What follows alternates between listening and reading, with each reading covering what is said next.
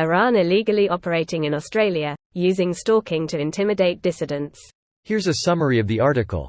Iran's foreign agents have been stalking and harassing Australian citizens, and they're not trying to hide it. Iran's persistent campaign to stop dissent against the regime globally has intensified in the past year. In September last year, 22-year-old woman Mahsa Amini was arrested in Iran by the morality police for wearing an improper hijab.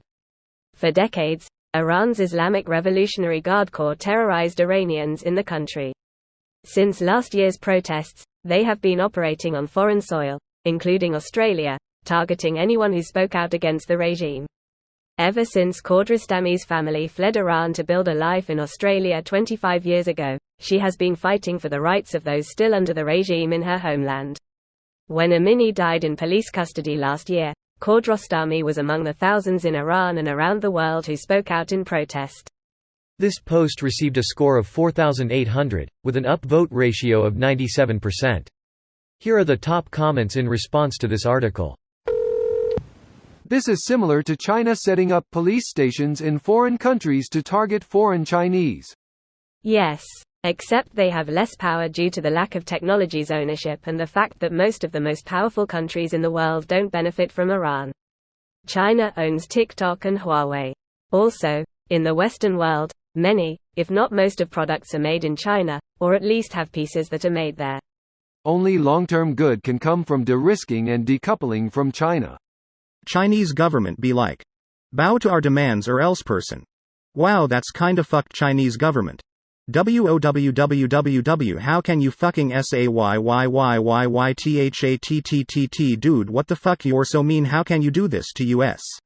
Anti-NATO shills be like, how dare the West form an alliance with itself?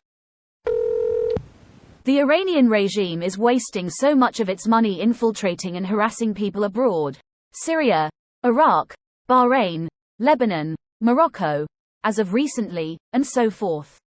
So much wasted potential. Supporting civil wars and terrorist groups with Houthis in Yemen, Hamas in Gaza, Russian imperialist invasion in Ukraine, Hezbollah in Lebanon, and Iraq war, Assad regime in Syria. Wherever there is death and war, the regime in Iran is there. I guarantee you will find their connection. And China funds Iran. OMG, I hope they didn't interfere with their election, like Russia did America's. NZ put out a report recently saying Iran, Russia and China are actively trying to destabilize the country. Down with Khamenei. Down with the gender apartheid regime. Down with IRGC terrorists. Marg Bar dictator. Women life freedom. In the late 1980s at Wollongong Uni I had an Iranian friend. Him and others from his country spoke of how one of the post-grad students was there only to keep an eye on all of the Iranian citizens. The post-grad stuck out like dog's proverbial. He was not the sharpest knife on the drawer and he really caused fear amongst the female Iranian students who had to keep to the strict rules of dress and speaking to males. It was horrible to see and nothing was done because they were considered unsubstantiated rumors and the police guy was a full fee-paying student. The other Iranians said this is how it is for them and it is the same at other places. Please don't believe in all Iranians being safe. There is false info going around that Iran is safe. Many people still flee if they share harmless opinions. It just burns my ass that Western countries do nothing to protect people who oppose these tyrannical regimes. Some who are even native-born citizens of Western countries, from harassment by these regimes. Iran, Russia, China, India, a budding tyrannical regime. Saudi Arabia. They're all allowed to do whatever they want.